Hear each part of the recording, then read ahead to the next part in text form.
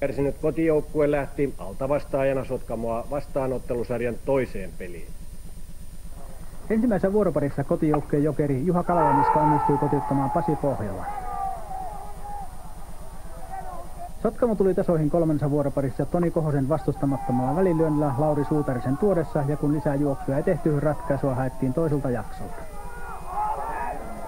Sotkamon 1-0 voitona takuumiehenä oli Jani Komulainen kotiuttamalla ensin Markku Hylkilän. Ja heti perään mies kun upea puhkaisu kakkospuolelta tyhjensi kentän, ja Kunnarilla Jymylle jaksovoitto 6-0 ja voitto maistui ratkaisijalle.